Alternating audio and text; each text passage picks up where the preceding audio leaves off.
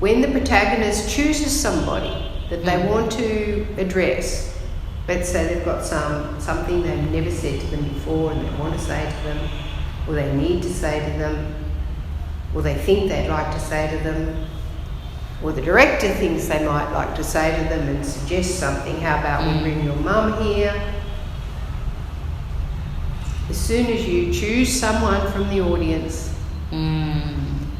for your mum and bring them on, that they come onto the stage, that's the auxiliary ego. Yes, yes. So for that time of the drama or for that work to happen, on this person that they are bringing onto the stage, they're projecting that aspect of themselves, or they're putting out there, we would say, that aspect of themselves. Yes. And then that person is completely, while the drama is going on, embodying that aspect or that person. Yes. Like you said, it could be their mom, it could be their fear, it could be anything. And interestingly, I remember you sharing that it's not just people or it's not just aspects within us, it could be things, somebody could be the moon. Like, 2 days back we saw that protagonist in their entire growing up years, one source of light in their life was the moon. So they had a conversation with that moon, and it could be a time of life, it could be a ship. Like the other day we saw in the psychodrama, it was a ship, and you ask people to become the spirit of the ship and talk back to the protagonist. So it's interesting, this whole gamut of the auxiliary ego. Yes. The auxiliary ego can portray anything, can be anything. I heard someone once say, oh, you can't have a mutual role relationship with an object. There's no two-way telly with a plant. You put a beautiful palm tree on the stage and you say, take up the role of this palm tree. The palm tree is going to talk. Yes. Yes. Palm tree is going to say, I provide you with shade, I love you, I don't want you to get sunburnt. You can look up through my fronds to the sky above and you feel free and you're travelling the world. Yes. And then you roll reverse. Up here. Yeah. And you roll reverse. Of course you can roll reverse with an object. Of course you can roll reverse with an animal, a pen, a writer's block. Be your writer's block. Okay. There's a fight over the dining room table. There's a dining room table. Get under that table, you say to the protagonist, and be the spirit of this table. Then the fight goes on above the table with the auxiliaries, all taking up all the roles of the people around the table. The protagonist underneath the table, my God. And then suddenly out comes the truth. The spirit of the table can come up with something that you could never come up with in any of the roles. It's an amazing thing. Yeah.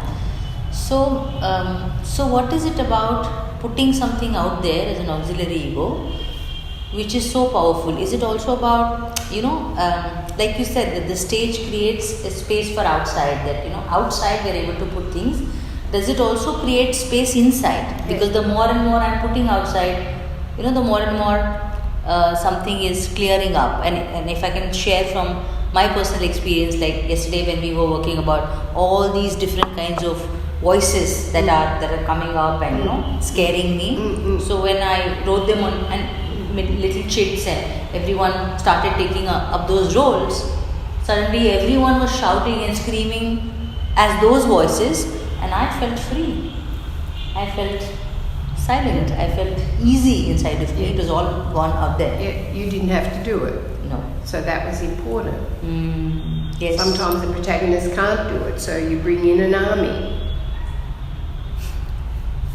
Yeah, bring in an army, especially when there's been a lot of abuse or fear and a person's small on the stage. Yeah. They can't move against that force. But we can bring protection in. Yes. We can bring angels in, God in even. We can even get angry at God. Yes. We can do anything in the psychodrama. Anything is possible. Yes.